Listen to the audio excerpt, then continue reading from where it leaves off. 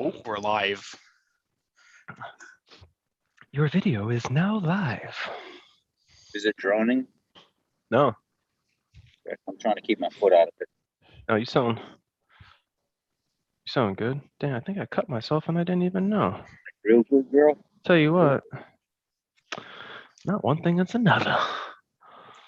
How good do I Let sound? You sound fine. Like real good, right? Yeah, you sound good. You sound good. You sound real good. Like real. Welcome back, everybody. Let me do the thing. Get this over here. Get this over her. Hope everybody's doing good. Ladies. Skidoo, what is up? We have Ford Boss Me tonight and Cody. We're checking out everything as we do every Wednesday, live streaming. We have some things we're going to talk about. David Howell, Buck Wald Nathan. Hi, guys. Happy Horsepower TV. Look at all these members chiming in first, right off the rip.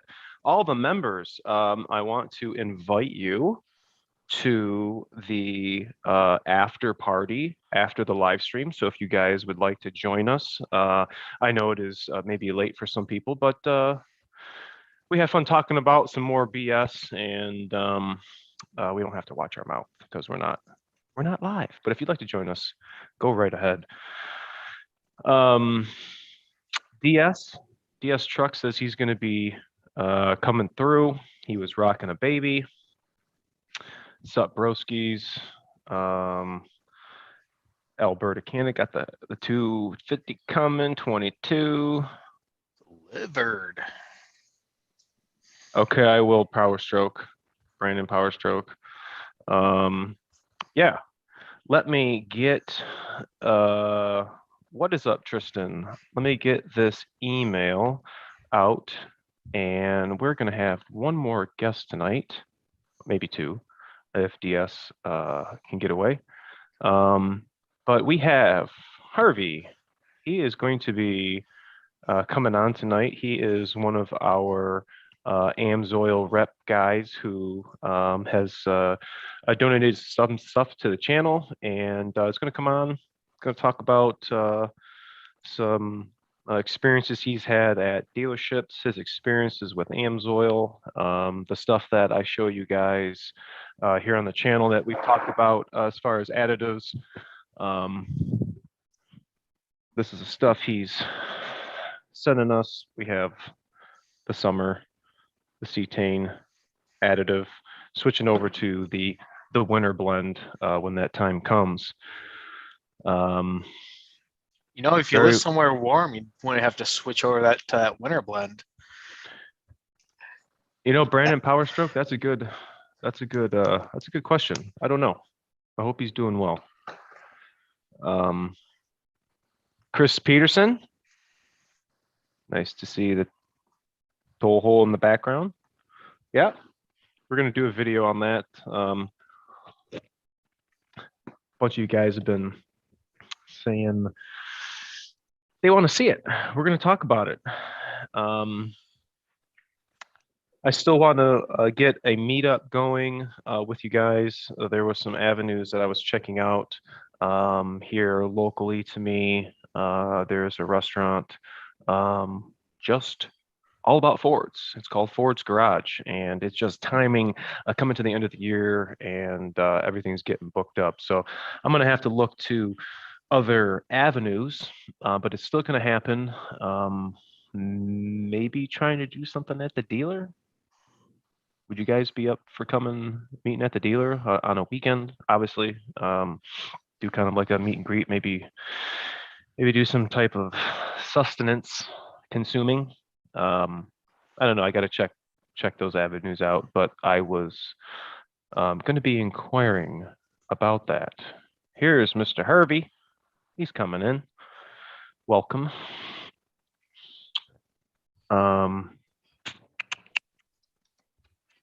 What else? What else? Done some good shorts this week. Shorts, big one for the 11 through 16 charge air cooler duct blowing. That's a big one that we do a lot of, unfortunately, but there are some other avenues to remedy that if you go with the OE or if you go with an aftermarket one. We can still get you set up. Doesn't seem like they're on back order, but nevertheless, you're going to need one to be driving your truck. So, Hervey, got your ears on. Can you hear us? Yeah, I can hear Excellent. you. Awesome. Welcome to the show. Hey, thanks, everybody. You see what we do. Just talking about these trucks and the stuff that we use. Why don't you tell everybody so they know what kind of stats you got? What are you rolling in, and what do you have done to it? Because I know I've seen some pics, and I mean, it looks like a fine ride to me. Well, nothing quite as fancy as some of the things you've done, but as you grow old gracefully, as you guys can tell with the silver beard here, the old tech and teacher in me. Let me give you a little background. Vocational instructor for 40 years for not only the Ford Asset Program, Morrisville College, awesome. and vocational education in upstate New York. Graduated out of Alfred Ag and Tech Community College for automotive technology out of the Coast Guard. Was teaching scuba diving, and I was wrenching like you guys were. And I said, not quite getting all them vacations I would like or medical benefits. And somebody hooked me up and said, how would you like to teach 11th and 12th year olds? And I said, what? So that's why the gray beard and no hair. Every year it's hit rewind and push play with young kids. So you guys out there swinging the wrenches and keeping it going, I have nothing but the utmost respect. One thing leads to another, and WSYR up in Syracuse, New York, where it snows feet per hour. So we know about rust and corrosion. That salt belt. Yeah, the salt belt, the rust belt. One of the days they said, hey, you want to come in and do a radio show? We tried out, and next thing you know, they let us go. And my partner, who unfortunately passed at a young age of 58 from prostate cancer, but we were together since high school and then into college, and then we worked together for over 37 years. We were known as the Car Guys, Herb and Dave out of Syracuse, New York. Had a little television gig for a while, radio show. And then AM radio went out the door, and you guys are the new future. YouTube channels are where it's coming. Here. We're here. You're here. So what's my ride? It's, well, it was a long story. It used to be a 150. And you ever do something and you say, I shouldn't have done that? So I knew better, and that salesman was saying, you got an Airstream. I'm going, yeah, we're retired now. The Harley has been put away, and we're traveling on an Airstream right now. And that Eco Boost, that thing just going to tear up the street. It's going to pull it. Yeah, it pulled it at a King Ranch, 18. Didn't like to stop it. And when it came to mountains out west, most people don't care, but I'm, the car guy and me, I'm looking at dad on some of all my good, that's the worst thing, being on the side of the fence. When you retire, guys, you lose your shop, you lose all the toys, and then you're on the other side of the black hole. It's tough. But my own scanner, and I'm looking at those twin turbos and the temperatures that thing's spooling up at. I'm watching Amsoil getting pushed to the limits on what was going on. And then we came down the other side of the Rockies. My wife looked at me and said, I should have let you get the Super Duty. So and I said, what part of that was that, honey? And she goes, well, now she worked in a vocational high school as a principal secretary. So she's heard it all, seen it all. And she said, my butt-ometer says, we're going to die. That trailer's pushing us. Yeah. I don't want to be in a truck I don't want to be in a truck where the trailer's telling the truck what to do. I want the truck to tell the Them trailer. Super what to Duty do. big boy brakes. So big boy brakes, engine, engine brake. And I got to admit, team, this is, I got diesels, yeah, I know about them. Marine diesels did a little bit of that. Most car guys, diesels are that smelly black oil stuff and you don't want to get into it. But impressive piece of machinery. And that's how I found you all. It's like, I've got a saying, ignorance can be fixed with good quality education, but stupidity takes a great salesman. And I've been getting educated by you guys on the channel and people that are wrenching in the fields. And I'm sort of fortunate. I mean, they knew I was an asset teacher. My dealer lets me go behind the black hole in the back door. I still get to go back and talk with the techs and watch what's going on. So, yeah, I got a 2019, and unfortunately, my wife is, except for the bank's rear diff, I've had to promise her that the money goes into the trailer and seeing grandkids and not, she says it's the DFWI, don't mess with it stuff, leave it alone stock. So that's pretty much where I'm at right now. Word. How long have you had that Banks cover on? Because when I had put up that rear diff video, a lot of guys were saying, go with the Banks cover, using this fluid, and a couple of guys were mentioning. And I think not only if it's just Amsoil, I think other manufacturers of fluids should take a note of your guys's pouches. You're getting every bit of fluid right up into your diff, and you can use your fancy sucker and this and whatever. The bag, here it is. It's right here. The suction. That was just, I don't know where that came from. I've made a lot really of people, good idea. I've made a lot of people a lot of money with Amsoil, and I'm broke, and that's okay because on the radio show I had to, you dance the fine wire a little bit on your show right there. You guys got to kind of dance the wire like, oh man, I got guys helping me with product, and I don't want to upset this one. And it as you grow, it gets to be a fine line. But I got introduced to the products through, I trained technicians at night on the independent repair side. New York State, ExxonMobil got into big trouble way back with the oil stripper funds before you guys were probably even around here. The first gas wars we had, and I had an F-100 in 1973 with farm plates, and I could get gas anywhere. Every day of the week, I could get gas. But they got caught for some of this fake gasoline crisis, and they got caught making money on the public that they shouldn't have been. Their fines were, they took the fine, they took the rap, a lot of the oil companies, and they decided, we're going to put the money back into technician training. So New York State started the ATTP program, Automotive Technician Training Program.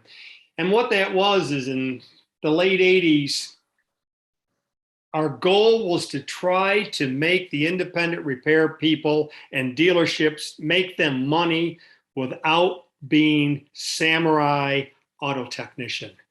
Whoa, chop, snip, clip, clip, and removing products. Emission controls.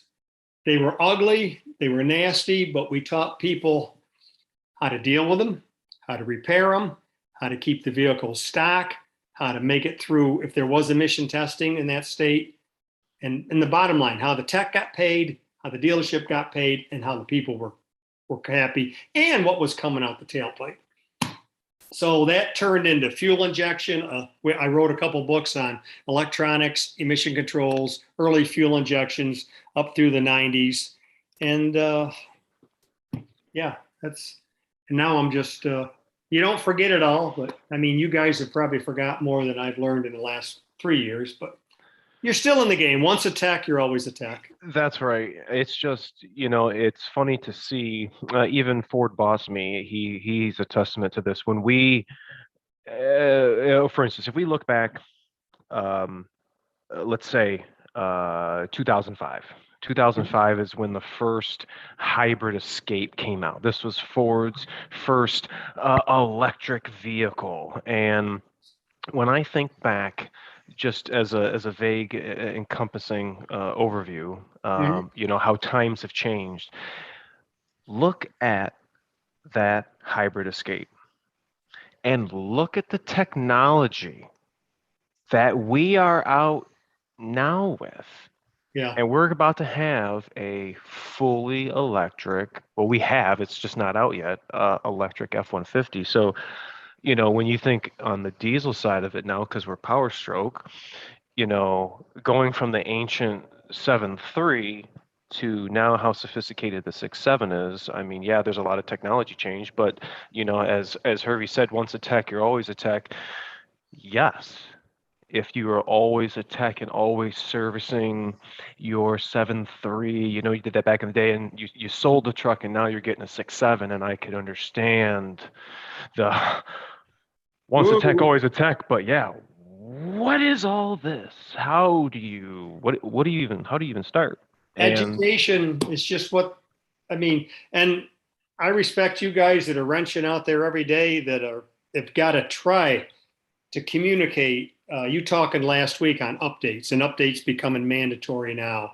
I know you all play with the aftermarket systems, and that's okay. That's what life is. You evolve through that. Let's tweak it. Let's tune it. Let's see what happens. Let's see if we can improve it.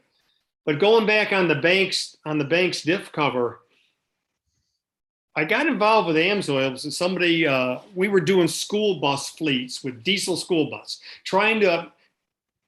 Back in the old fuel crisis days, everybody was trying to squeeze a mile per gallon out of anything. And I started to see the data from business owners that were sitting in my class at night. So I'm teaching Ohm's Law, and they're teaching me actually about lubrication that they've learned through their education. And I started learning a whole bunch about, viscosities and breakdown and what's going on here and there. And I actually became an Amsoil dealer. Well, my partner said, I'm not going to put that crap in my truck. Yeah, that was my business partner. And I said, okay. And I actually just signed up as a dealer and read the magazines and kind of looked at it for 3 years. 3 years. Didn't want to do a thing with it. And then I had a beater that I drove at night, a Buick LeSabre 1985, fuel injected with 300,000 miles on it. It leaked oil. Yeah, it was full of carbon. I bought it used. It was a winter rat. You guys know winter rats, right? Try to save the nice car up there where you guys are. And I said, wow, what's everything that synthetic oil gets a bad rap for? Well, it leaks, and it's going to take all the dirt out of an engine, and it's going to blow it up. And I said, all right. So I bought the correct viscosity 530 and put it in that Buick, drained it with the filters, and I never looked back. Did it leak? It leaked exactly the same it leaked as with the conventional dinosaur oil in it. And I never looked back. So the Banks cover, he designed that. He took your Ford cover, as you guys have sat through Ford engineering, or have you ever been through the classes? You've seen my picture up there with the troubleshooting kit up there in Ford Detroit. But, engineers do kind of spend a lot of time. And yes, when you deal with warranty, and whoever thought of this trying to take it apart, you've been there. But the Ford diff, the way that was designed, Gail Banks took a look at that and said, there's absolutely nothing wrong with this. I should leave my Ford truck stock. It works. And then of course, he's a marketer. You know what Banks does for aftermarket parts. And Banks says, everybody's got these flat cover diffs. He goes, what's the big deal about these flat cover diffs? So he brought everybody in a room. And yes, coming in. And, that's when the testing started. And he started to find out, I think the only analogy is like if you've been in a torque converter clutch, if a stator's not working right, you can get oil splashing back inside of a torque converter and actually losing power and slippage. And he started finding that a lot of these flat covers holding more oil was not the answer. And the oil was actually crashing and mixing into each other and causing more heat and more friction than the stock Ford cover. So he said, I just want to improve on the stock Ford cover. He made it nice looking. He put the fins on there. And as you did on your video, I don't like laying in my garage pulling silicone off underneath a Super Duty. I'd rather just pull the drain plug. How many of you guys in the comments, or not in the comments, let me know in the comments, but how many of you watching have that Banks rear cover? I've seen one truck come in the shop with that on. It's not a popular thing that we see, but I don't know. It would be. I just have a aluminum Ford one with the big fins on it. I mean, I did have what's somebody the point comment of that? Maybe it was, do you remember, Cody, or even Ford Boss Me? I don't know. Do you remember seeing like the very first 11s, the rear end covers, if they had fins on them? Don't the I have Raptors this have 'em? one. I have this Yeah. one for A 450 has 2000 fins on it. this is a 2008 to 2010 10 and a half. Okay. So I mean, like literally, this will go on any 10 and a half. Yeah, that was what the 6.7 had. It must have been a 250. So I mean, with a it's 10 the and a half same Sterling. thing. It's fin cooled, same shit. Different day. Well, the Mhm. Banks one has a air thing on it that catches air, but does that have a drain plug, Cody? No. Yes, I mean it's got the thing that I like from the end user is you've got the sight plug. You can see what the fluid's doing in there, I'm cheap. and you Junkyard. can drain it. Actually, the Banks they cut me a deal cheaper than buying the Ford diff. Well, Junkyard. You know, the only concern I would have is I see that beautiful truck behind there with that plow on there is, unless you take our product like that heavy duty Amsoil MP and spray that cover, aluminum doesn't like salt, does it, guys? I'm in Florida, so Yeah, are you? Well, okay. Me too. I'm Lady Lake area. No, honestly, it's not too bad. I mean, it might discolor or whatever, but other than that, it shouldn't be too much of an issue. Bare aluminum. Ford Boss Me, Donnie Gonzalez Yeah. says, "What's up?" and he loves your channel. Just to let you know. This guy right here, Kenny Smith Jr., he says he uses the Mag high-tech cover. That I've actually seen on quite a few 7.3s, not so many 6.7s. Back in the day, I'd see a lot of 7.3s with those.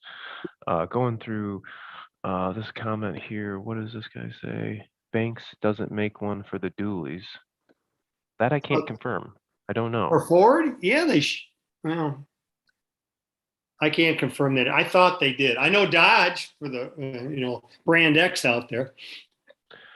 Daddy Diesel says, I used to have a Mag high-tech cover and pan for front and rear differentials and transmission on my old 03 7.3.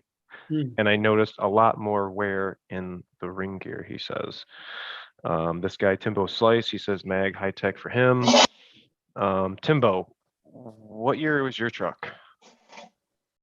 I wonder, that'd be a good comparison between that one and the Banks one.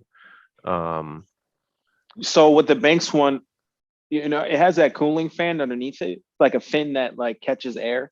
I wonder if that could catch any road debris or if it hangs down. It hangs. I asked him on that. He does a demo if you go out and watch on his channel when they were designing it. He actually takes a sledgehammer and a pipe, takes him about 5 whacks on each side to break it off. And when he breaks it off, it looks exactly like the Ford cover, other than the fins hanging down there. They haven't had any on. I got a buddy with a Raptor running one. He hasn't had any problem out in New Mexico at all. It could pack. It could, if it packs full of dirt, it's just going to act. That it's just going to isolate it. You probably have to. I can see what you're saying, but what I found interesting was the studies that he did with the temperatures and how they found no matter what truck, there's a dead zone behind the rear axle diff cover and the bumper. There's an absolute dead zone. So you can have all the fins. What he was trying to say is you can have all the aluminum fins in the world. If you put a pyrometer out there and you measure temps, you're not doing squat back there. You might as well have the Ford flat cover on there. In order to get that airflow moving between the rear diff and the rear tire, that's where he put the scoops down on the dyno. Of course, they were using the fans, and then they did a couple of years of road testing. That's what was able to push the air up over the fins for There low could be temperature. there could be something there because you look at these high performance vehicles, some of them have some kind of a cooler for the rear differential, if I'm not mistaken. Yep. When you get real high end. So, Yep. you know, maybe Well, for heavy towing, if you're really going to do some real heavy duty towing and that rear end's going to be working for That's a why long, it's the only reason I put it on was for maintenance, and I'm hauling a 30-foot Airstream up over the Rockies. yeah, it When may be providing some benefit to you. The drain plug is pretty sweet though. That would be a selling feature to some people. and the fill That's a plug big up on feature. top. Yeah. You know what I Right. mean? Especially with those squeeze bags now, for any of them. I mean, just no drip, no runs, no Like, drips, no errors. Why Hey, if wouldn't you're- be if people you're- using those bags? That's like the most genius thing. You're sitting here If with you're the changing the that diff fluid, thing. Who wants to do that? Come on. I mean, on the 2010s and under, you don't really have anything to worry about. You just fill it through the speed sensor hole and be done. Yeah. Okay. Yeah. That's what I do. And even up to 2016 on the dualies, because the dualies had that rear speed sensor. And a good time to check it Especially- too. See if there's any metal on it, right?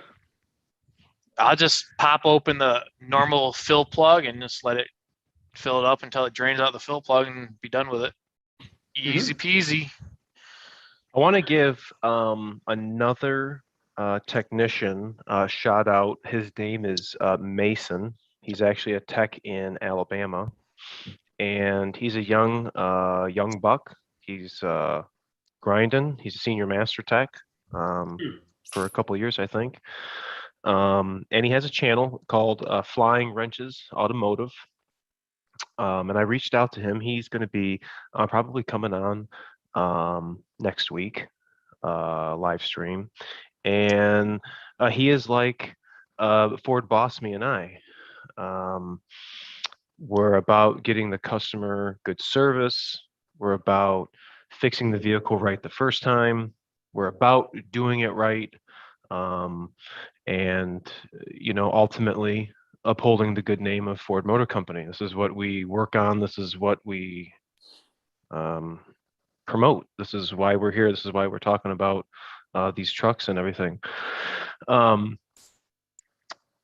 That dynamic of having the technician is a big reason and factor of why people come to the dealership. Why people come to the dealership to get service done, to get maintenance done. They don't come to the dealership to get a headache. They don't come to the dealership to get ticked off. And unfortunately, sometimes the situation ends up like that. But a lot of the stuff, just in these times, those last couple of years with this stuff going on in the world, is out of our hands. We can't control when we're going to get parts and da da da da da. So wait times are going to be longer than expected. People are going to That's have kind to of wait. scary. You can It have all is. the warranty in the world you need, but what are you going to do if you guys can't get parts? Independent, on the independent side, is it getting harder in there, or you got more options? You know, sometimes we have to get calipers and stuff from the aftermarket because the Ford OE calipers are back ordered or something, or like the back ones are back ordered. So it's like this customer comes in for a brake job to the Ford dealer and wants to get OE parts, but I can't get OE parts. And it's like, this is all I got. And it's been kind of the same repetitive thing over and over. But Especially if you're working your truck like that beautiful rig on the right down there. I mean, Yeah, you absolutely. got to keep it rolling, right? Time is money, and especially if you're using your truck for work to haul your trailer or whatever load you're carrying, it's important to get these trucks on the road, and you know, for the customer, keeping their expectations, you know, at front is going to be most important. I get tired of hearing for today. I had just got an email. Actually, it started on the comments and then morphed to the email. This guy, forget where he said he was. He goes into the dealer to use his 50,000 Ford Pass points, and they turn him away. Said they can't use his Ford Pass points. It doesn't work like that. You must be reading it wrong, is what he told me. The counter person told him. And I'm thinking to myself, I'm like, I don't think so, Tim. I've used my own Ford Pass points to get mud flaps and I got wheel running liners. He got Right, running wheel right. liners. I got him running boards. So unfortunately, they're wrong. That used to be the case with Owner's Advantage. You could only use through service. But since then, Owner's Advantage has gone away, and they've created Ford Pass. So Ford Pass you can not only use in service, but you can also use to buy accessories through the parts department. So I was educating him on what to tell the Ford counterpart person, because he said this was not only one dealer, but 3 dealers he went to just in his area, because the next one is way farther away. And What's up with that? Profit? I mean, I don't they know. Parts or I don't know. I really don't know. I don't know if it's the back end. It could There's be a lot of knowledge. variables It could be that I don't knowledge. It know. could be a new advisor, new service advisor. That's not. it's You know. that's. I was going to talk last week. You guys did you led into a perfect. It's called bringing your car into the black hole. It's why for a while there were independents outperforming maintenance 3-1 from a dealership. People had that personal, relationship with the owner of that Napa Auto Care or that, the diesel tech business or that tire store. And they weren't stuck out in the front locker saying, here, eat your donut and watch ETV all day long while your car or truck goes into the black hole. And you don't know what's going on back there. And you're not allowed to go back and see it or touch it. Unless, hey, Rod, maybe you've got your people. I'm lucky. I can go back and see what's going on with my truck. But a lot of people go like, hey, how did he get to go back there? Well, retired Ford tech. So you guys, your time's valuable. I know you don't want to be bugged. That's probably part of it. But I think the service writers can sometimes shut down a lot. Well, you bring up a good point. I kind of wish that the dealership was just set up a little bit different from how the advisors are kind of guarding the mechanics. That's right there. Front line. I might be a little controversial in this thinking, but I almost feel like the advisor role should be a little bit different, because it seems like in a dealership setting, a lot of times the advisor is not somebody who's necessarily experienced in automotive. They might have good people skills, or they got to have good people skills at some level, but they're not necessarily mechanics or have history of being mechanics. So sometimes if you know about cars, sometimes an advisor might say something that'll throw you off. Like I had a GMC that I took into a GM dealer a while back, and the advisor was really good. I got the front differential oil changed, and that one had an independent front suspension. And then the advisor's talking, he's like, yeah, we pulled the diff cover off and cleaned the silicone and all this stuff. And then I'm thinking, wait a second, there ain't no front diff cover that you pull off, because their diff, you didn't have to pull the cover off. Maybe I'm remembering it wrong. I don't know, but it was a diff where you didn't have to pull it. It wasn't like the rear. And I'm thinking, oh, that's advisor talk. He's just talking. He doesn't really do this stuff. So I wish you could almost just talk right to the mechanic. And then, I don't know, maybe that would, cut their ability to get more done. But Well, There are guys certain- are in shortage. The techs are in short supply. I mean, that's a whole nother show, because when I taught in a vocational high school, I mean, it drove me insane of the image of, oh, everybody's got to go to college. Everybody's got to go to college. Well, I went to vocational college, but you know, Shakespeare didn't do my buddy any good who was working on farm diesel. let me ask you this or a question. manure You, spreader. you were a teacher in a college or vocational Yeah, vocational high school and for college. automotive or for Automotive technology. Yep. So do you ever find that some students are not really mechanically inclined, but they are like trying to get into this and they might not be a good fit just because they're not? The world has changed from 1978 when I started, and you guys know cars back in 78, until I left in 2010 was when I retired out, or they retired me out. You get a little old and they say, it's time for you to go. We need a young one at half the price. The students, there's 3 times, the farm kids that have wrenched all their life. Grandpa taught them how to hold a wrench, how to hit a hammer, how to righty-tighty, lefty-loosey. And those kids would just take right off, and all they really needed was to, like, whoa, slow down a little bit. Let's learn about torque specs. Let's learn about why and the physics and the science. Why is this doing this? And then you got what I call the tuners, that they've watched YouTube and everything else, and they think that auto tech is you just go in there with a suit and tie on and play on the laptop, and you're tuning this and tuning that, and it's all wonderful. You never have to get your nails dirty. And then there's the other ones. So. You know, there's the other crowd, which is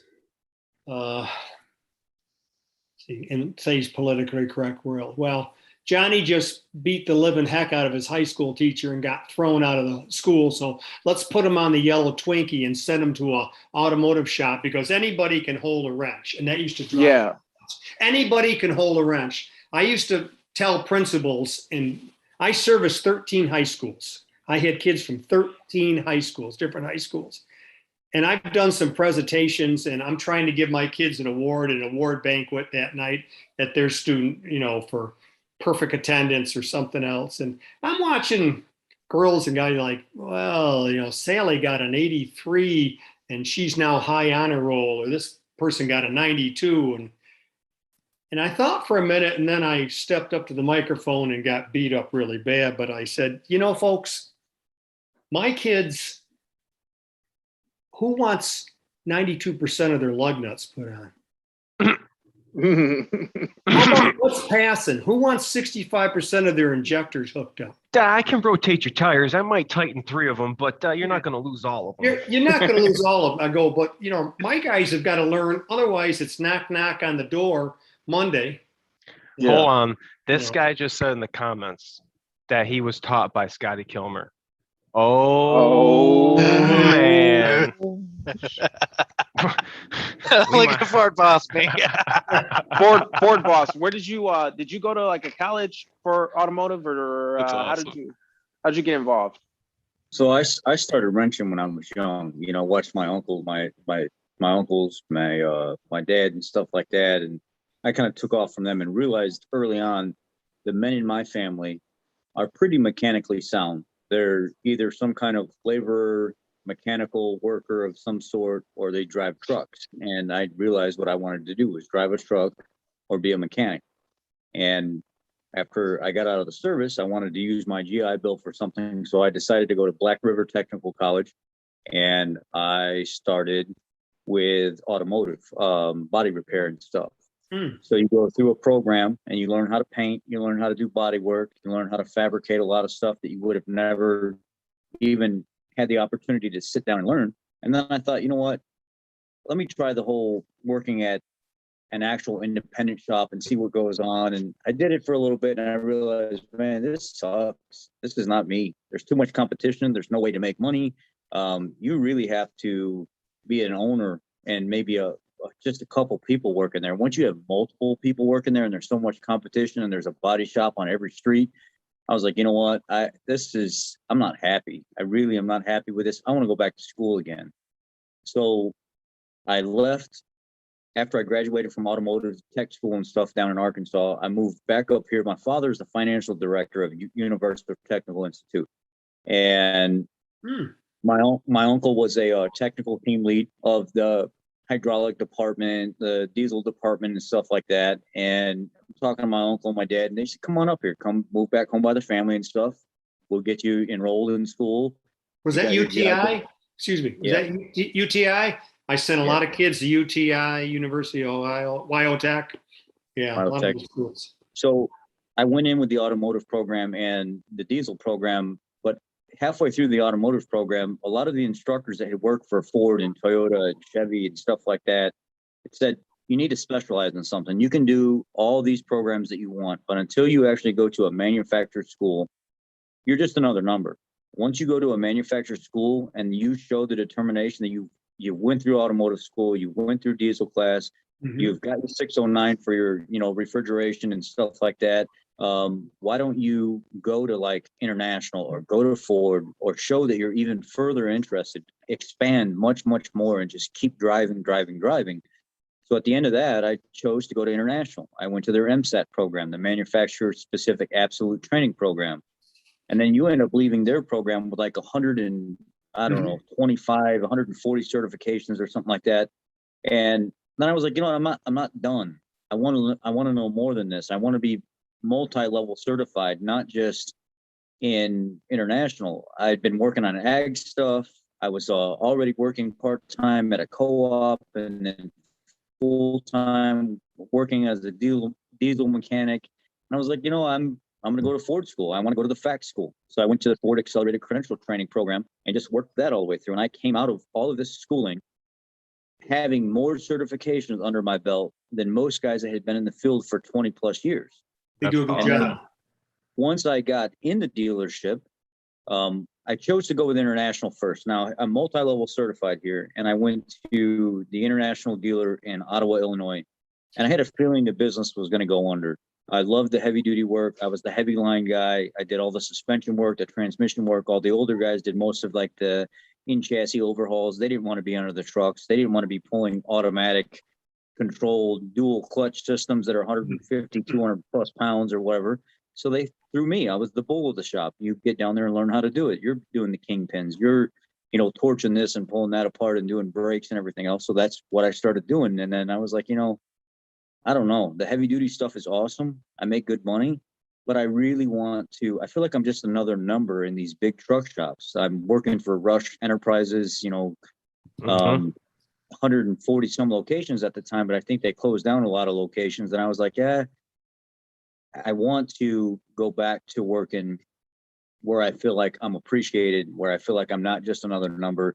And then I got a call one day, and the owner of my dealership, and I worked in dealerships in between all this, but I never felt like I was important to anybody. I felt like I was just another person trying to make somebody money. And then the owner of my company I work for now at Dundee Ford, he called me up and he says, "Hey, you want a job?" And I said, "Well, I'm working a job and I'm making decent money." And he said, "No, I mean, do you want a job where you're actually going to make more money and I'm going to make sure you're taken care of? Do you want a job?" I said, "Well, absolutely." So I left union to go to a shop that paid me $5 more than a union shop did, plus paid for my medical benefits and everything else. And I didn't have to be union anymore. I didn't have to be paying these dues and stuff all the time that I was paying with the union. And the owner of my company said, "I'm always going to make it worth your time to be non-union, working for me, not having to deal with all those politics and stuff like that. And you're going to be taken care of." Now, it's not hourly. I do get paid the same as the union guys do, with more medical benefits than they do because I don't have to. But all the schooling has led me up to where I am today. And I found that a lot of the kids going through schooling and stuff, I was older than them and stuff. Obviously, I started late. They weren't there to learn. A lot of them were there because mommy and daddy needed something to do with them. Like you said, they failed at regular school and they had to put them somewhere. My best kids or my best students were guys like yourself that came out of military. Actually, some of the girls were amazing because their manual dexterity, like teaching transmissions, their manual dexterity and their attention to laying stuff out in detail was, whoa. You know, Whoa. they believe in specs where, you know, some of my guys were like that Kool-Aid commercial. Hey, Igor, crash, bang, boom, zip, zip, throwing stuff all over the place. And like, you know, you do have to put that back together. Oh, really? Yeah. And it's got to shift. So, Well, it's interesting because I went to automotive school as well. I didn't have direction like what Ford Boss is saying to get with the manufacturers and all that. And I just went to community college. They had a nice shop. They had some good teachers, whatever. But I just remember because I already had such a background working on stuff, because my own stuff, my own cars, I had to figure it out. I had to get the book. This is the time before the internet was real big. You kind of had forums and stuff. This is back in like 2009, 2008. yeah. There were forums, but it was no video. It was nothing like how it is now. YouTube University. I mean, I had to go to the library and steal manuals, the big, you know, Chrysler manuals that had every Chrysler for a number of years. That's kind of how I learned. And I figured everything out kind of on my own that way. So when I finally went through school, all through high school, I was doing that. But when I finally got to school, it was kind of weird because most of that stuff I knew already. And I took like transmissions. I didn't know that stuff, but that stuff, internal transmissions, it takes so long to really get that stuff right. So that stuff wasn't it wasn't clicking for nobody. I felt kind of like that whole thing was a scam. Just because they didn't have time to really get that to click. But I just remember going through the brake class and realizing that there's nothing here that they're teaching me, because I already know pretty much everything. I learned probably one or two things. I remember learning about the proportioning valve inside of the master cylinder. Meter valve proportioning. Yeah. Yeah. So if you lose learn. pressure, and then I learned a good one. And Ford Boss, you can let me know if you've ever heard this. When you are servicing your brakes, if you ever have to remove a caliper or you have a leak or whatever, sometimes when you're out here in the streets and you're working on a car, you need to get a caliper. You don't know where you're going to get it from yet. You're going to maybe go to 5 AutoZones or whatever. So you might have to take a core up to AutoZone, and you might have to rip and run and find you a caliper. That happened to me millions of times. Or maybe you're doing brake lines and you're up here flaring brake lines in the middle of the dirt somewhere, and you've got the brake system open. The brake system's open, is dripping. You got to keep filling the master cylinder or else you're going to lose. What I learned in school, 2 things: that proportioning valve, and I also learned that there's a way to prevent the brakes from leaking out. Like if you just take, there's a valve in the master cylinder that if you just take a little bit of pressure, just maybe an extension and between the seat and the brake pedal, just enough to turn on the brake lights. You might not have to unhook the battery, but that little bit of pressure closes a valve that prevents the system from constantly leaking out. And you can go away for a week and come back later and the brake fluid will still be in the vehicle. If you need to get a caliper, if you're waiting on a part for a week, whatever. And then you could, unhook the battery, because that brake lights will kill the battery. But you could come back and you don't have to lose all that brake fluid and keep topping it off. That's one of the few things I learned. Other than that, I'm like, man, I'm wasting my time here. So Ford Boss, have you ever heard that trick? Yeah, I've heard of stuff, not necessarily that, but stuff like that. I've heard, like, I used to I would find a way to get the bleeder screw undone if I'm bleeding brakes. But I had a guy come up one time and he was like, hey, in the middle of class, one of the assistant instructors, come on, what are you fighting with that for? You can just crack the banjo fitting right there and go ahead or push the piston and maybe the bleeder wouldn't come undone. Crack the banjo fitting, push the piston back in, but don't be He-Man with it to the point where you're pushing the piston back in, then it wants to come back out and suck in a bunch of air. Just go nice and easy and then tighten it back up once you get the piston all the way in. And I'm thinking to myself, why the hell didn't I ever think about this stuff before? Like the little tidbit things that you can learn while you're actually learning from somebody. By the power of He-Man. Yeah. Well, I kind of like that too, because you're not pushing everything back to that master cylinder. It's coming right out of that banjo bolt instead. You're just moving that primary and secondary cup inside the master and covering that port that brings the air back around. That's what you're blocking off. What we can all agree on, I think, is low tech, which they call low tech now, but that's what you learned on the streets. And that's what you learned working with your dad. People, everybody thinks it's all on a computer. Yeah, it's a computer now. I heard you guys, last week you were going through some of the troubleshootings and some of those ulcers you face. But the basics of automotive will throw off the computer stuff every day. You put in the wrong viscosity gear loop. You use the wrong brake fluid. It's suck, squeeze, bang, and blow, like the Harley Davidson Museum. Intake. It's like detective work. It's that stuff always is the baseline of all this fancy stuff. And if kids can get a good, that's to answer, I would get students that after a while, they came in maybe without an interest, but then they said, this, I can deal with this. What was scary toward the end of my career was the Marine Corps. I've got a kid working on Air Force One right now on brakes.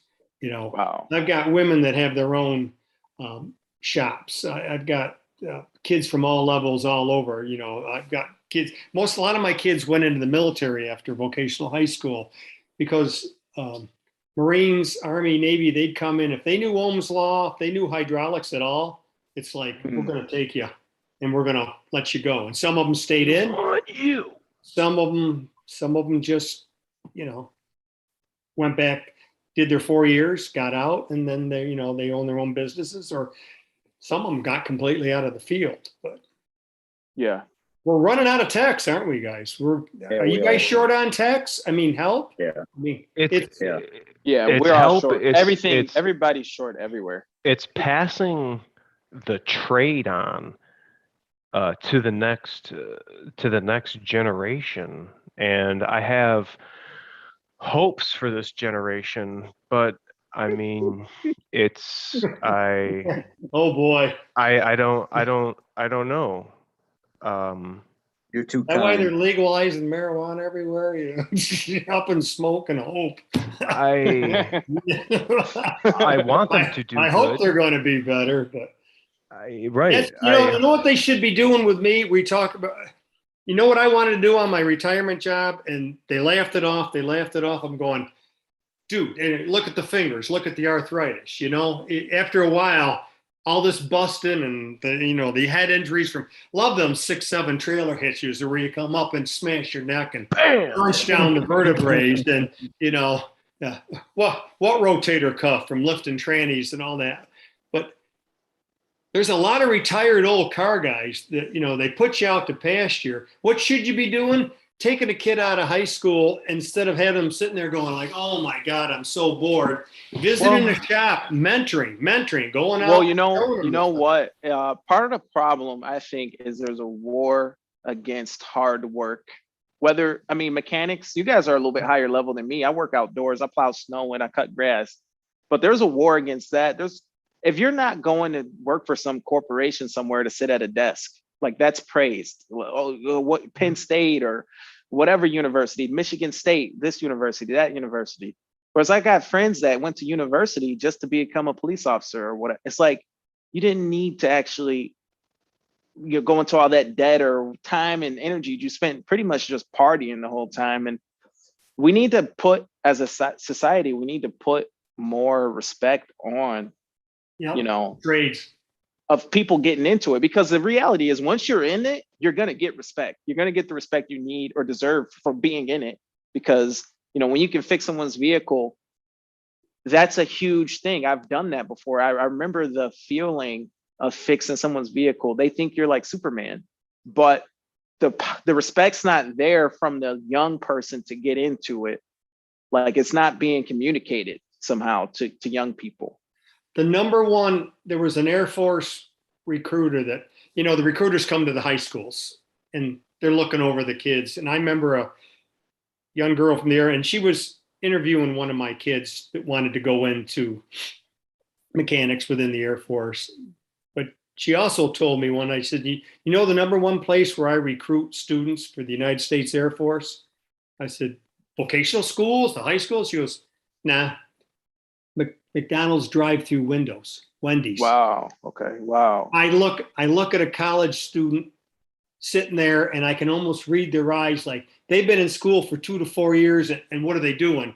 And say, would you like your college loans paid off? Would you like, you know? And I'm going like, seriously? And then as I started to tell the rest of you guys what hurt my feelings, I'm teaching, you know, I taught transmissions, electronics, and I did you know, in the morning it was basic auto 1, and then it was a specialty class in the afternoon, techs at night. And toward the end, I saw the military, UTI, some of the schools that used to come into the auto shops, and they started to bypass me. You know where they were going for Ford techs, and they're going for Chrysler techs and international techs? They went over to the computer class. They bypassed the shop because they said that clientele is gonna study and listen and be better in the field. And that was hurting my feelings. That was driving me nuts. But that was, I think that was the mentality. They would go into the you know, the computer programming class and say, you know what, guys, everything on a car, you know, car is nothing but sheet metal right now with 32 modules on it. And we need people that can understand and program and understand. Well, that's interesting. You know, Ford boss, I want to ask you a question. So you based on what you were just saying, you decided, and it seems like you decided to go with Ford. You know, based on you said you did international. Why Ford over like Chevy? Like Chevy's, if you think about it, GM at the time, GM was an easier route. If you think everything was simpler, push rod engine. I don't really have an exact reason, to be honest with you, because I've never been the type of person to bash manufacturers or look at manufacturers different. I always looked at, okay, where's my business opportunity at? Where are you going to pull me into your program and make sure I have a job? Where is my future based on what's available to me right now? And can I make money with this company? And Toyota, they wanted to send you here, and Ferrari, they wanted you to go to Italy, and this place here. And I'm like, BMW program. I have international, I have Chrysler, I have GM, I have Ford right here, but Ford is the closest program to me and the most convenient. And I can do this right now. I can be in this program learning right now instead of waiting until the next opening or whatever it is. I'm just going to go with the Ford program. And then I started going to talk to the instructors and see how the students were always satisfied with the training and stuff like that. So I said, you know what, I'm going to roll with Ford. I'm seeing very, very happy students. I'm seeing instructors that had spent, 35, 40 years with Ford before they retired as instructors. And why not follow that path? And you know what? It's been a very, very eye-opening learning experience for me. And it's one of the models that I basically have on my channel. I'm not out here to say one manufacturer is better than the other. I'm just out here to be a key role model in some young guy's life or some older guy that is retired that needs help and he's asking for help. And I want to be that person that's contributing somehow. So I just chose Ford. I said, this is going to be my path. Yeah, I was wondering that because for the longest time, I resisted Fords. I wouldn't buy a Ford. It just seemed like I was GM boy. I was GM man. Yeah. Well, it just seemed like to me, just being in the streets, working on a lot of stuff, a lot of different cars. I just would think like Ford, everything. I felt like at the time around like 2008, 2009, a lot of stuff I was working on was from like 04, 03. I wasn't working on the brand new stuff. I just felt like Ford, every product they had, I don't know if it's because of marketing, because they need to put more valves and everything. They need dual overhead cams and everything. I felt like the GM lineup, if I were to stick with those vehicles, it would just be easier for me to service them. In know, the you mid got the- 2000s, that was the case. Yeah, Ford that's how. had- Ford had a number of problems. They had their electrical problems. They had this. E3. Oh God. Really E4. Oh, Eek. They had- Oh.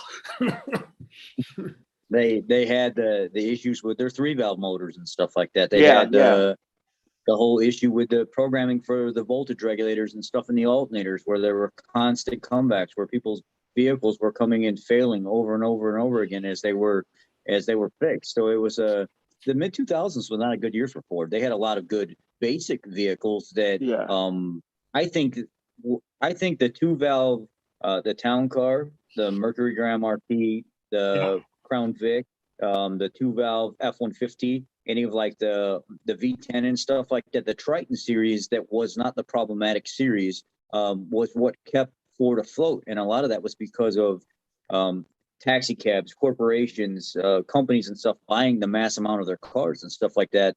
If they wouldn't have had that to keep them afloat during that period, I don't know that we would be in the situation that we are now. Frames. But the mid 2000s was not a good time for Ford. Well, it's an interesting thing because it's like Ford is a company that's taken the risk, whereas a lot of these other companies, GM in particular, yeah, they had a simpler platform, but they really kind of played it safe. Whereas Ford's coming out, like you said, the 3-valve, that was honestly a risk. They had the variable, that was the first cam phasers where it had some level of variable valve timing. I think it was on the exhaust. It might have been the intake. They had the phaser.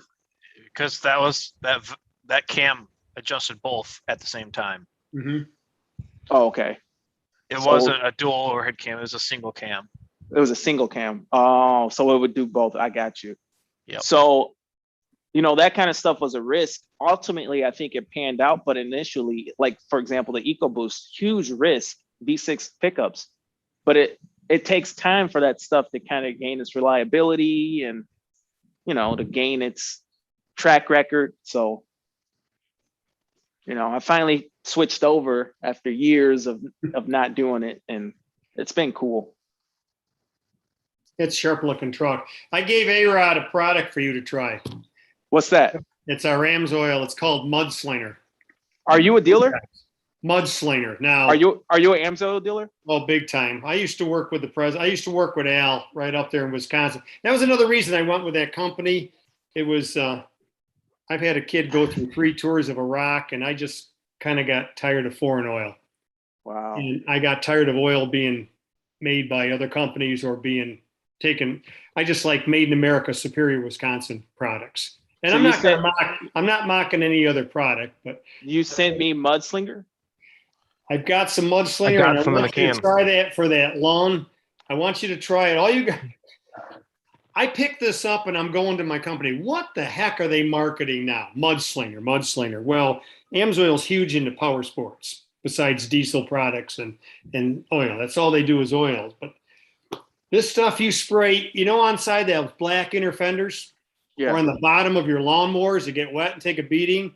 It was designed for Polaris snowmobiles, for 4-wheelers, for Hondas, for off-road rigs to spray dirt bikes. Dude, I definitely got to Just spray that. You wash the plastic down, you spray it on, and then it'll hold. Yep, it will hold. Looks like my old Ferris I used to have in upstate New York. Love my Ferris. Yeah, With that's the what these are, suspension. Ferris. With Ferris with the suspension. Maybe Yeah, I got the near suspension. Syracuse. The Mudslinger will last on your truck, the black running boards, the trim, inside the fenders, my Super Duty. I can't stand it when I go off mud or trailer and then that stuff starts to bake into it and stain it. So if I spray it on my plow, will it show? I want you to kind of try it on the plow. It'll last. Does it have a color to it? Is it clear? Off. Is it clear? It's clear. You don't see it. You can leave it shiny and it will attract road dust, or you can spray it on like your vinyl trim or the inner fenders, or You open up, you know how you open up the hood of a Super Duty and all that grill area in there is always picking up dirt and salt and stuff and looking nasty. So You it's spray plastic it in safe there, and wipe everything. it down, and it washes right off, and it Safe. never stains plastic. Safe for plastic.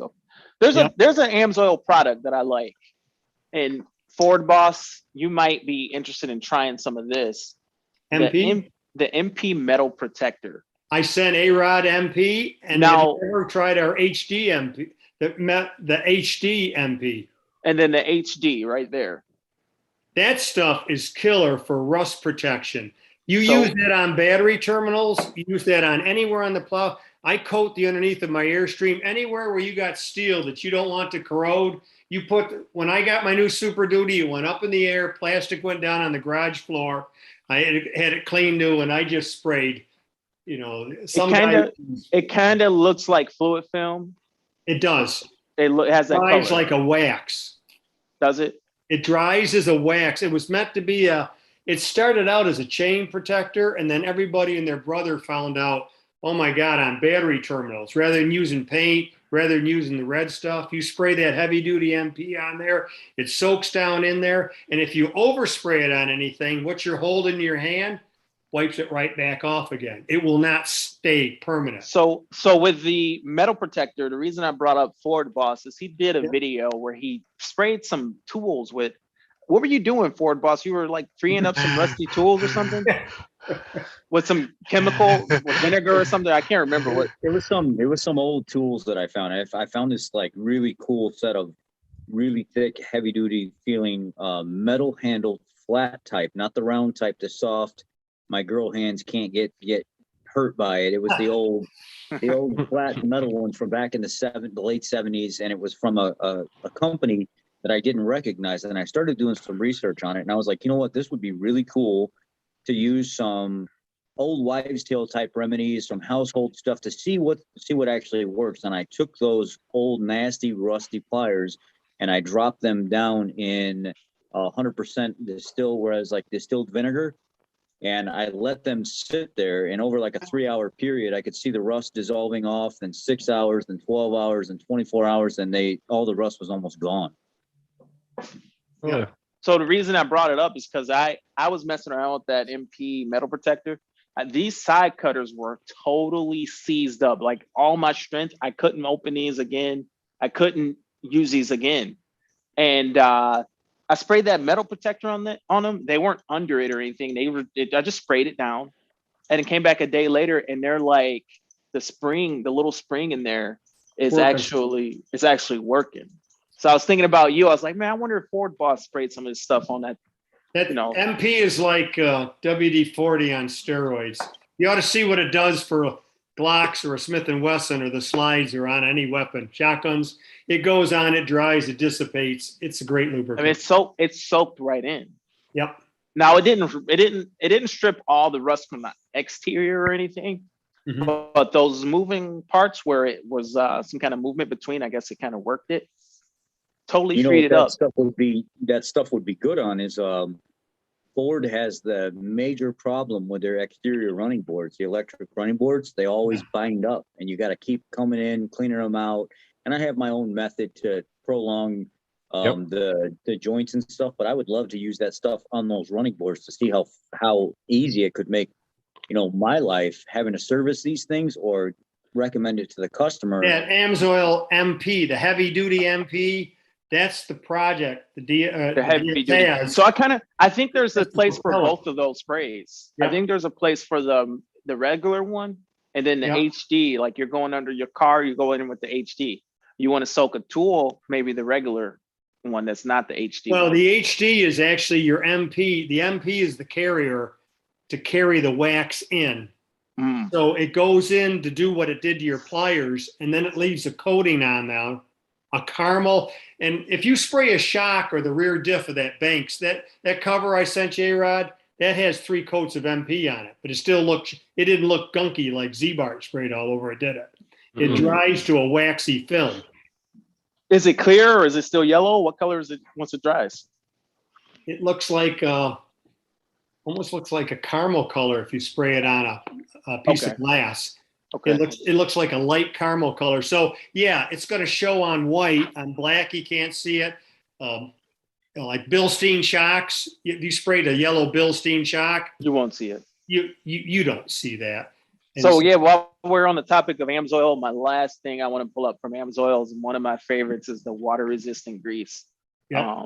What I did is I put this in a wheel bearing for my trailer that the computer's sitting on the trailer right now. So I put it in the wheel bearings and I went to put some more in the wheel bearings after like a year. And what happened is I had Amsoil in the grease gun. No, I had non-Amsoil. I had like the green and tacky from AutoZone in the grease gun. I put it in the wheel and then it ran out. Then I threw the Amsoil in because it ran out. Then the next wheel got the Amsoil. So then I come back now and I went to grease it and I can see the one with the green and then the one with the blue. The blue held up way better after a year. And I had good grease. They both were good. It wasn't cheap grease. And no, the Amsoil held up. The green one was kind of getting runny and it looked like it's starting to get contaminated. But the Amsoil, my kids, when you're a teacher, you get time on your hands, and you guys don't have the time on your hands. But you get to do some nice stuff because to teach a kid science or physics, it better be real and meaningful to them and going to make them money. But we used to pack a trailer wheel bearing with any grease they wanted, and then I would use our grease, and we'd clean them, pack them, set the preload on them, and then go for a 10-mile ride and then come back and put a heat temperature gun on them. The Amsoil was always running cooler. Always was running. That would be a cool test. We could do that. We used to play those kind of games on NPlay and that stuff too. So my number one buyer of that grease in Central New York was not Mechanics. You couldn't sell it. Syracuse, New York is the most negative city in the world, they say. If you want to try to sell something or market it, Syracuse, New York is a marketing town because if people eat it, buy it, or use it, it's going to sell anywhere in the world. In Florida, Amsoil's everywhere. In New York, you got to pay a guy $50 to try to put a quart of it in his truck. You know, it's like, I only used Harley Davidson oil. I only used Ford oil. Well, what's in it? Well, that's made by Sitco. Oh, no, it's not. There's a guy at Ford stirring the paddle. He makes no, not really. Ski slopes. The winter ski slopes, that was the only grease. They got tired of going up there and changing the bearings of the ski lifts. And that grease was holding up all winter long in the sub-zero temperatures and the water and the rain and everything else up there. Now that ski place, are they using the water resistant or are they using one of those Arctic greases that Amsoil sells? No, they just had the water resistant. Yeah. And this Well, was I'm about to do a big review on it here soon, so we're gonna see. I used to tell people on my channel, and I never, I never really push. I'll answer questions, and I always tell somebody, look, try it. If you don't like it, don't ever go back to it. Don't ever use it again. Don't, but give it a fair shot and try it. You know, see what you like. This is what I'm doing right now. I have a pretty cherry 06 town car, and I love testing stuff on it, especially high-end products. And everybody was asking me to try mobile. So I took Mobile One Extended Performance and I put it in there, ran it 3,000 miles, sent it off to Blackstone Labs to get tested after 3,000 miles. It came back with a good, there's still some life left in it, but what I didn't like is when they sent back in the report, it said at 3,000 miles, it's already starting to show that you have viscosity breakdown under testing, which we could be, we're kind of concerned with that, but it's not a huge red flag right now because your other numbers are all good. So I'm now at 3,100 miles with the Pennzoil Platinum Ultra, which I noticed substantially quieter engine with the Pennzoil Platinum Ultra. I guess it's got a higher additive package and all this other stuff, but the next thing that I have to run in the motor and send off and get tested under the same circumstances, I drive the same distance every single day. I stop at the same places every single day. The only thing that could throw it off is now it's starting to get cooler, where I was running that when it was 80 to 90 degrees. Now the Pennzoil Platinum, I've been running it where it's been like 70 to 80 degrees. And now I'm on the Amsoil now, and I'm going to run it through for 3,000 miles and then compare all the numbers. Did you use the regular or signature series? No, the signature, the top, whatever. Yeah. You know what it takes for an oil to be called synthetic? You take a quart of dinosaur oil and put 3 drops of PAO, 3 drops out of an eyedropper of PAO additive. All oils have the same pretty much base stocks on the synthetics. It's how they add the additives in. That's what the difference is in a lot of the companies. It's what they want, like batteries. How many battery companies in the world? Maybe 5 or 6. Yeah, I think there's like down to, it could be down to 4. So how do you make your battery? I want to make the Herv battery. Well, what do you want? Oh, I want it white, and I want a race car going. And I want lightning bolts on it. Exactly. I want a green top. What do you want? That's how car batteries are, the lead acids. I don't want anything that works that's going to last more than 3 months, but I want it to look sexy. Okay, we'll make it for you. So it's how people make stuff. So with you were saying the PAO, you know, there's no standard to what synthetic. A lot of people will say the Amsoil is 100% synthetic. That's the way to go. It is. They engineer it. They all buy their same packages. And what's neat about that company is you can go to, A-Rod's got my site. You can go on there and you can just read. You can just read, and it's not their test. It's ASTM testing.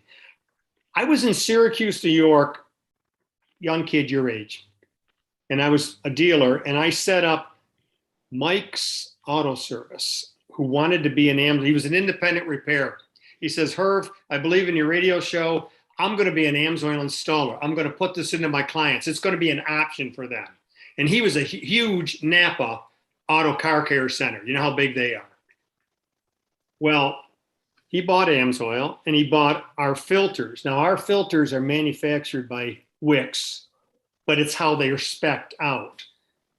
The Ford filter, an oil filter, most oil filters, the oil, if this was the outside of the pleated material, most oil filters, the oil just bounces over the outside of the pleated material. Yeah, okay. Oil full flow, the oil goes through. It goes through the filter all the way to the depth of it. That's what that synthetic media is, and that's how they can pull better dirt holding capabilities. Unfortunately, I think Ford boss lost connection, but he did a video on these filters where he opened up an Amsoil, and then he opened up the Amsoil, then he opened up a like a Ford Performance. We're counting the pleats. It's counting all the little. But you bring up a good point. When you look at an Amsoil when it's open, it doesn't have everything's not crunched in there. It doesn't have as many folds. It's got a couple more openings, and that kind of it's going through everything. Going through it instead of hitting it and going all around. It's not bouncing off the windshield, or it's not bouncing off the outside of the air. It's going through all the media depth. Okay, that makes sense. So I had a Napa dealer, and Napa got mad at him because he was selling Amsoil oil filters, and the Napa warehouse came in and said, those filters are junk, man. Our Wix or our Napa Gold filters are 10 times better than that. And I'm sitting there going, oh no. So this dealer called me up in a fit saying, man, Napa's saying their filters are junk and they don't filter right. So I called the company, and at the time, the president, he just passed away 3 years ago, Al. He was the fighter jet that started the company, fighter pilot. And Al, I didn't know this. That guy in Superior, Wisconsin, the president, got into this was 1990, the cars you used to work on the street. Yeah. He got into his jet in Superior, Wisconsin, flew to Syracuse, New York, drove to the warehouse distribution center and bought a Ford spin-on oil filter like for a $390. Then he went up to the Snap Auto Care Center and bought the Amsoil filter for a $390. Took them back, sent them out, and had them ASTM tested.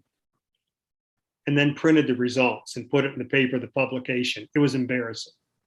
Wow. Now, that's not to say I don't want people out there beating up on A-Rod or, oh, Wix, because Wix makes the filter. The analogy is like the battery. You can build that oil filter to whatever spec you want. Yeah.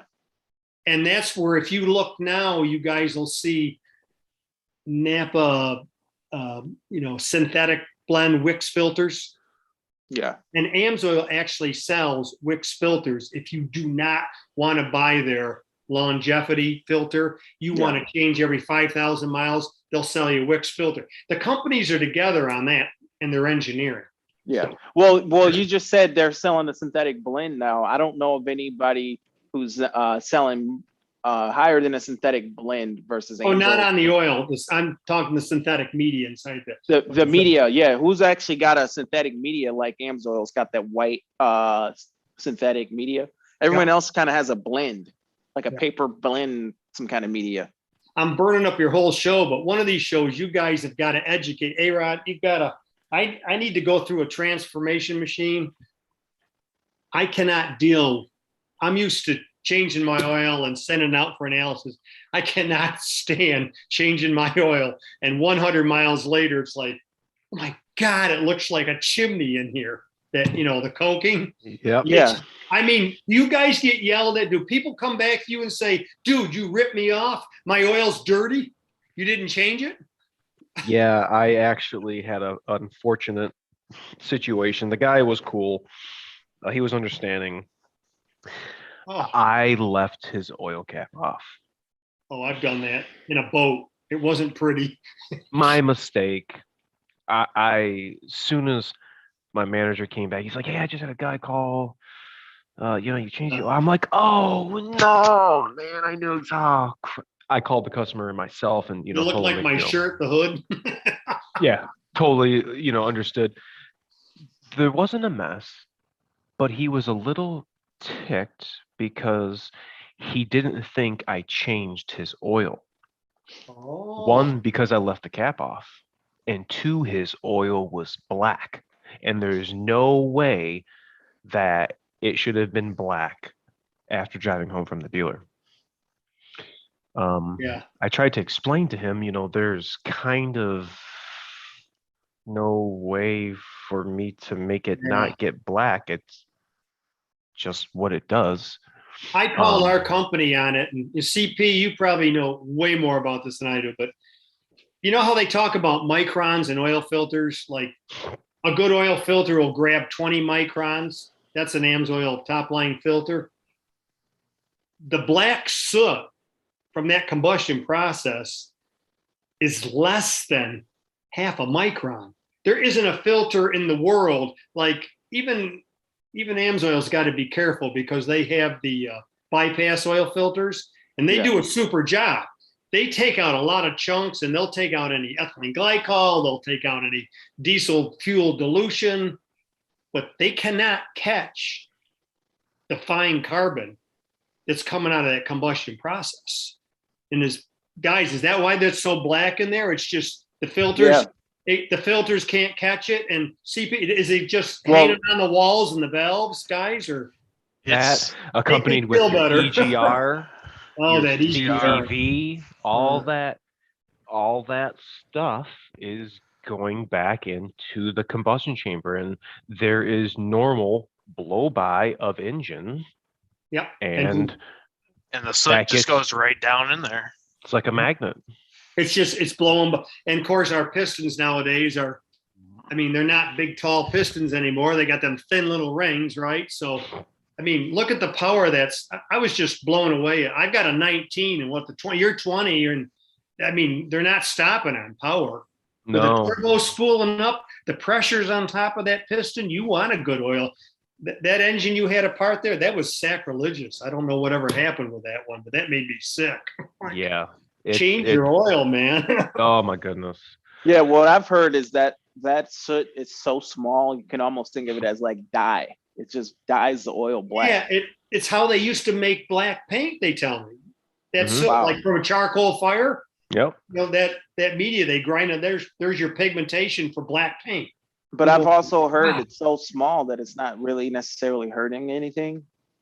Amsoil tells me it won't if you're changing your oil due to the computer's algorithm Yeah. or your severe service, Yeah. whatever you're comfortable with, or like me, I waste oil and change it even sooner. But if it's left in too long, that fine micron will start to polish cylinders. Okay. Polish, and it'll polish the cylinder liners. Correct me if I'm wrong, CP. I don't know. You get that polishing effect with the diesel from the carbon or not? That's what I've heard. It just polishes in there. I don't know. My truck's got 500,000 miles on it, and I don't notice any crosshatch missing. So No, but you've got a pre-emissions though, so that's a little different of a story. But I mean, Is this a my 7.3? oil, yeah, my oil's black no matter what. Yeah. It's black as soon as I change it. Oh, okay, so maybe. Does it bother you? But you know what? That 7.3 has got that valley, doesn't it? That holds some oil up in there. So no matter what, you get how many quarts extra? Like an extra quart gets stuck up in there somehow, right? 2 to 3. 2 to 3 quarts. You're always going to be dark, no matter. I think if a modern 6.7 was deleted, I think that oil would stay clean. I would agree with that statement. If I get out of the warranty, I'll probably be taking a trip to CCP, and because I don't want to buy another truck, man. It's just like that was almost a divorce. The cost of that. That was not pleasant when I had to turn that 18 the way I did the vehicle. It hurt. I got a couple of commenters that were a little farther up, interested in getting some Amsoil. What do I just give them your information in the description or something? Yeah, the car guys myamsoil.org.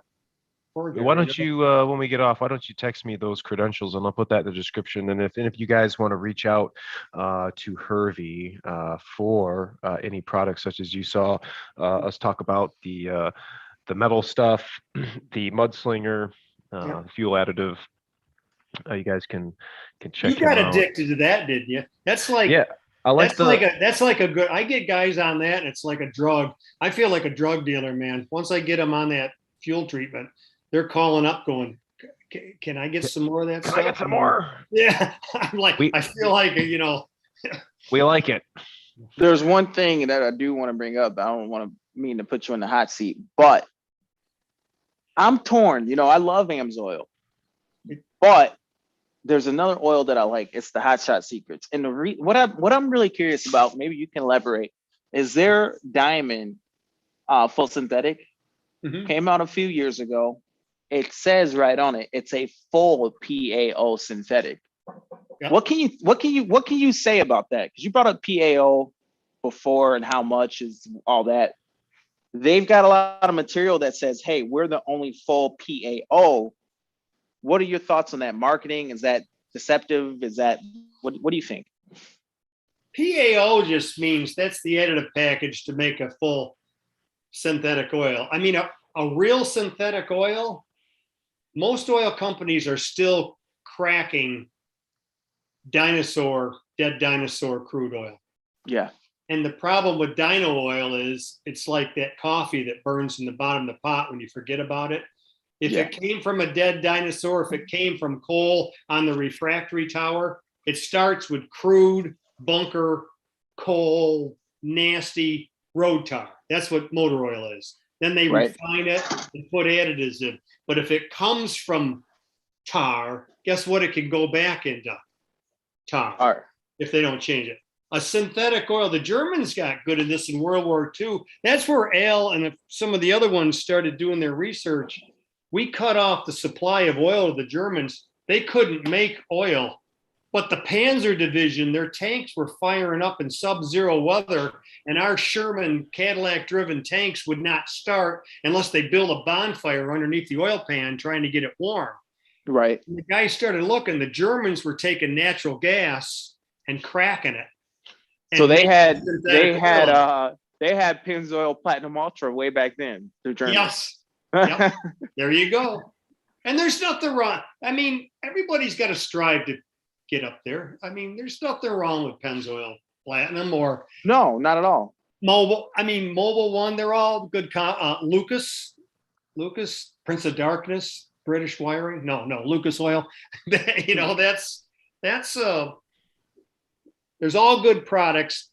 It's just whether they stand behind the warranty and what you're happy with, you know.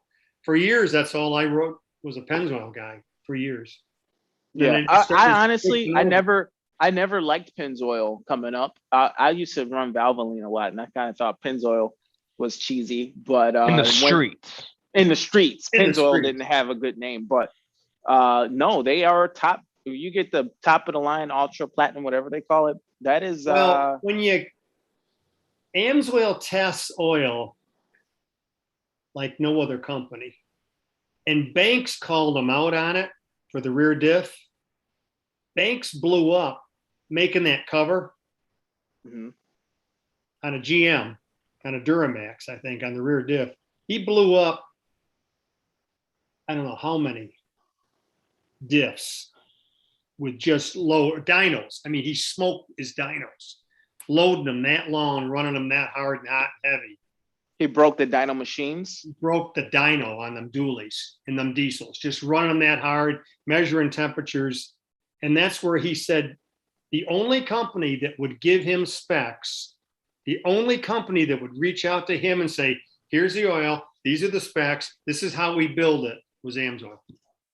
And then Wow. he put it in there and did it. He says, that's the only company. He says, I reached out to everybody. Hey, I'm building this rear diff cover. I'm trying different. And then he started trying many different synthetics, lubes, Yeah. and pushing them to the max. And that's why when you buy a Banks cover right now, he puts Amsoil in with it, unless you say, no, I don't want it. Right. And he'll sell it. You know, he'll sell Well, it. that's interesting because isn't that how Amsoil got started? The guy who started it was messing around with diffs in the desert somewhere, and he was wearing through some diffs, and then he decided to use some of that jet oil that was available for the military.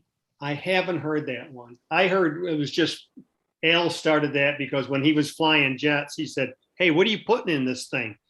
What kind of oil is it? And they go, well, jets use synthetic oil. Why? Because dinosaur oil will burn up. It seizes the bearings. Yeah. Oh, and then he started to build his oil. Mobile One and him were really, really close when they first, way back, way. And that's where synthetic oil got its bad name. Poor Mobile One. I mean, here, I'm an Amsoil dealer, but I'm a fair guy. I mean, they had one of the first, they did not have the first synthetic oil. There's a battle, Amsoil, Mobile One. Right. They Mobile were, One had it first. way back, they had the commercial of the cars going cross country 5 times and you never have to change your oil, but they were doomed because in the 90s and the late 80s, Too expensive. every truck and car was full of sludge from the PCV systems and crummy US oil. They were full of sludge. Now Mobile One came out with a good product, put it in used engines that already had sludge in them. And guess what that synthetic did? Stripped all the sludge out of them and plugged up the oil pumps and oil filters. And that's where synthetic oil, everybody's synthetic oil got its bad name. Since then, we don't have these problems now because of computers, heat, algorithms, engines run. But you know what I do? I do remember hearing that, like synthetic oil is going to mess up your engine. I remember hearing that back in the day, back in the day ago. Everybody it was a tough sell. Oh, it's going to make you leak. It's going to make everything leak, and not so much now. Yeah. So here's the thing, like, okay, so I got the PAO. I liked it. It was cool. I really liked the marketing. It says it's Group 5, I think, right on it. And they're like, we're the only PAO. Right now, I just ripped that stuff out and I got the Amsoil 0W40 diesel oil in the truck. I'm liking it too. But what I did is I sent version samples of both of these over to Blackstone just to see the difference. What's it gonna say? What I noticed with the PAO from Hot Shot Secrets is they had a lot more calcium. They had double the calcium. That bothers me. Does it? They had double the calcium. You've got A-Rod. We're going. I wish I could show you the 2 reports. A-Rod's been talking about his rear ends lately, on his videos. You got to watch that. Yeah. Yeah. But what's on the rear end that strikes fear into my heart? That Diffs system. You've got to watch. Amsoil's philosophy is, why would you need an oil additive all that does is if you've got to pour an oil additive into your oil, then your oil's crap oil. Why do you need an oil additive? If that was it, why isn't everybody putting that additive into their oil, and then you wouldn't need to buy the additive? That's their philosophy. And I was educated that you have to be real careful. Like Ford has done. Ford did a crap load of studies on the 6.7. And I don't know where you're at. Were you schooled on this? They had to back off the new oil specs and go back to the old oil. Yeah, I've got They this were one here. It's failing. interesting you brought that up because this one has what It do was they claim? failing. Phosphorus or something that they claimed is in their Yeah, oil. and guess what phosphorus does? It's really a good lubricant. Like if you put Harley Davidson oil is loaded with phosphorus, you know, Uh-huh. because of the high lift cams, shafts, the push rods, and the strain. You like your push rod engines. You need a lot of Yes. that stuff in there. Zinc. You need a lot of that stuff. Contains more than 1,000 parts per million phosphorus for better wear protection. This Yeah. is the You know what that does when it hits a catalytic converter? Smoke. no catalytic converter in the diesel. Is a DPF better for? I mean, I don't know. Maybe a diesel does have a catalytic converter. Yep. So if all engines consume some oil, so you've got to be careful what you're putting in there, because all engines will burn a little bit. Hey, right? Didn't you have some 6.7s that were? I don't know where you went with that one. Were using oil or? Is that kind of gone away? Yeah, it's kind of gone away. Okay. It was just. But kind if of you're settled using down. oil and if it goes downstream and if it sprays on the platinum, palladium, and on that cap, now you poison the cap. And Mhm. that's why I just always tell people, dude, be careful what additive you put in the top of there. You know, use All the right. factory recommended So- oil, or watch what the additive package is. So my Amsoil that I sent out virgin sample over to Blackstone says boron, which I believe is a anti-wear, anti-friction type of additive, has a 85.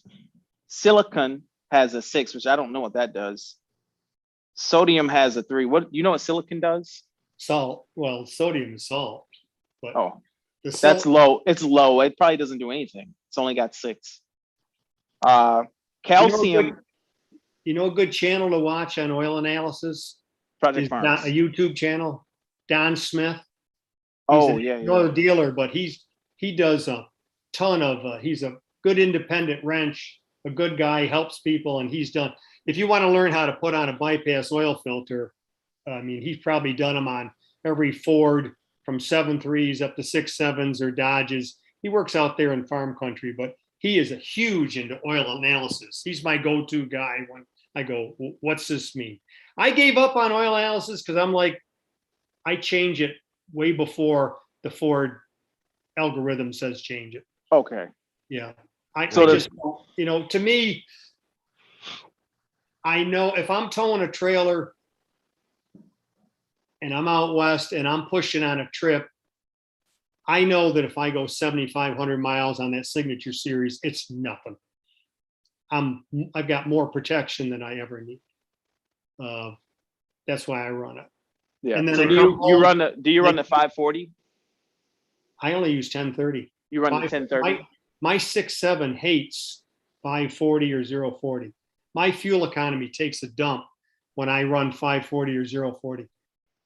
I gotta try that then. I gotta try I the run 1030. the Signature 1030, and I called Amsoil technical support. That's another thing about the company. If you become a preferred customer, which they never push anybody to buy anything, you don't have to buy nothing. You can sign up as a preferred customer. You don't have to buy anything. You can just sit back and read. But if you become a preferred customer or make yourself your own dealer, which I can help anybody do if they want, if not, fine. It's no sweat off my back. You've got 24/7 technical support. And I've called them on my 6.7 going like, you know, I'm pulling an 18,000 or, you know, trailer over the Rockies, and they go, at 1030 is not even going to sweat it.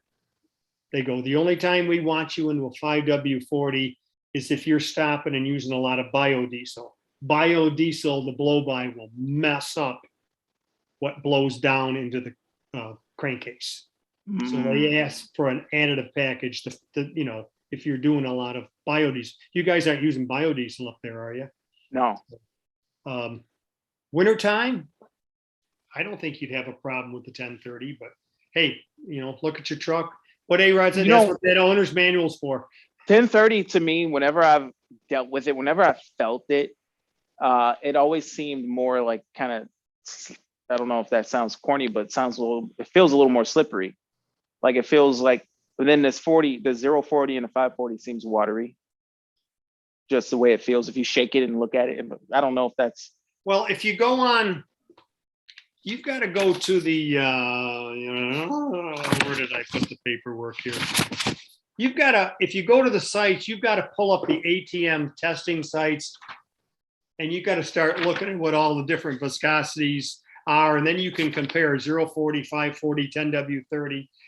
A lot of times the heavier viscosity oils have less what we call wear scar. Mhm. Are you familiar with the wear scar test? Yeah. It's where they drop 5 balls. They're perfectly machined. ASTM testing takes these perfectly machined, polished stainless steel balls. There's not a mark on them. And they take your oil, Mobil 1, whose ever oil, they put it in the food processor blender, all right? They put the balls in there and they go, and they spin it up, and then they take it out and they measure the wear scar. They measure the chips and the nicks. And wear scar is huge for me. So I'll look at an oil and see what has the best wear scar on it. And I also look at the base called TBN base numbers, because TBN is like, it's an antacid. How much blow by an acid is going down into my oil from whatever fuel I'm running up top, and how I'm, you know, plowing snow, or I'm pulling, or I'm just cruising, doing nothing. How much is going down into the oil? And the TBN numbers, the higher the TBN, total base number, the more it can stand acid, water, and junk running into the crankcase. The lower the number, you got to change it more. Right. So you say you look at that stuff. Is that what you saw when you decided to go with 1030? Is it better? Did it work out better than 540? I like the base number. I like the fuel. I like the way it cranks up, and the truck's just happy on it. It just sounds, I'm not pumping. When I was young,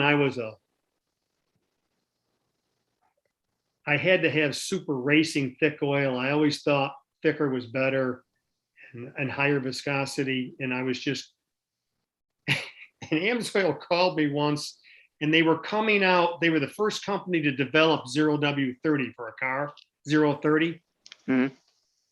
And the world went berserk. Now we have what? German cars were the newest oil that Amsoil's testing now to go out for the folks. Oh, the Europeans are driving them nuts. Is 016. Oh man. 0W16 is what's coming out in some of these Jettas, Volkswagen diesels, and some of the stuff that's running over in Europe. So I had a hard time dealing with it. And a guy that I know at Amsoil says, we qualify some NASCARs on Amsoil, and then they've got to dump their own oil in because that sponsor's paying big bucks for it on the side of the car. Yeah. And I go, what's qualifying? Because I'm not a NASCAR fan. He goes, the qualifying race to get your spot. He goes, and a 700 plus horse engine, you know what we're using for qualifying oil? I go, what? He goes, Amsoil 030. I go, what? He says, for the race, we run 2050. To qualify, we run 030. It's a lighter oil. We get more RPMs. The heat protection is there. It's not breaking down in that qualifying race. So I took a modified race team up at Fulton Speedway in New York, and I was on the crew. I didn't do anything on the crew but watch. And I sponsored them with oil, and I took away their 2050 racing oil and dumped 030 in it. And they changed the oil. I remember the crew chief going, what's this water you're pouring in what the heck oil? It's like water going in the engine. Where we ran a heat, and actually the distributor was on a small block Chevy, 350 Chevy, you know, HEI ignition, and the distributor went loose and it retarded. And those headers came in and they were glowing red. It was running so hot with retarded timing. The headers were glowing red. The cylinder heads were red. And I'm sitting there sweating going like, oh God. And the crew chief goes, oh, this engine is going to be toast. And they shut it off and they fixed the timing and it fired up and they finished the race. And then I told them what was in it. That's where I was sold on lower viscosities. Okay. Yeah. But You need to give me your info so I can put that in the description because some guys I think they're going to be getting a hold of you. okay, I can do that. I'll send it out to you. But Yeah, send that out to thanks me. for the education on the CP. Thanks for the black oil. It's not gonna make me feel any better, but you know, that's why I put a Fumato valve on my truck so I can crawl underneath in a Walmart and change it every 2 days. And just change it. Just keep changing it. We need dialysis for these machines. I mean, If I do my any of oil the- changes at 3K, so Do you? Yeah. If any of the That was the first diesel engine I went to school on with Ford was the 7.3. Back in the internet, we used to call them the corn binders. International Harvest. They go, you're going to corn binder school. I go, yeah, it's a harvester. You're going to corn binder school. I'm going, oh, cool. Anybody in the comments who wanted to get Hervey's info, make sure to check that in the description. I'll make sure to add that for you. I'm going to go ahead and end this live stream here. I appreciate you guys all coming out and hanging out with us. Any of the channel members, if you'd like to do so, we're going to have a little after party on Zoom. So if you'd like to join, email me. You guys all know my email. It's on the channel about page. Email me and I'll invite you in. Thanks so much for watching, guys. Remember to like, comment, sub, and share. Hit that like button, smash it hard. And I'll catch you guys on Friday. Thanks, Steve. See ya.